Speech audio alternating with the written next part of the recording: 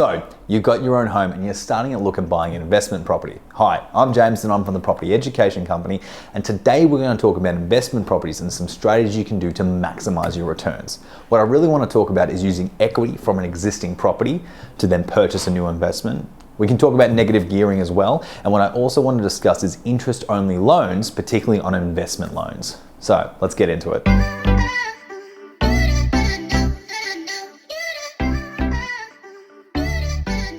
First, let's talk about using equity as a deposit for your new investment. So, how we work out equity is we use the value of your property minus what you have left on your current mortgage to figure out what we can borrow to use as your deposit.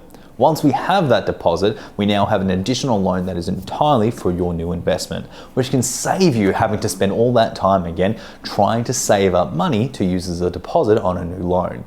This strategy can be immensely beneficial because we can use your current value of your property to help towards new investments. Now, we also have to make sure you're in a strong financial situation, which is why talking to a mortgage broker is a great idea. So let's discuss negative gearing. Negative gearing occurs when the owning and management of an investment oversees the income that it actually generates. Now, as much as this does sound like a big deal, it can actually be a very big tax benefit for a lot of our clients. So when negative gearing occurs, the loss of that income from the investment loan can actually use to benefit your personal tax bill.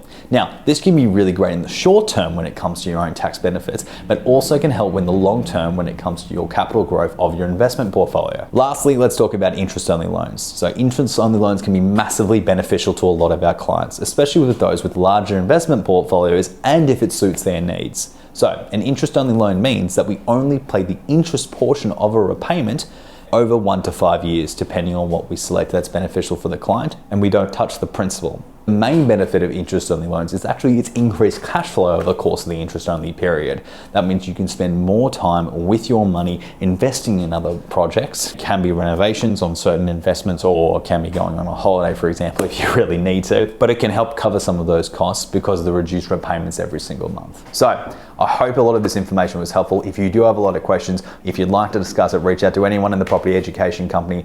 We're looking forward to hearing you soon.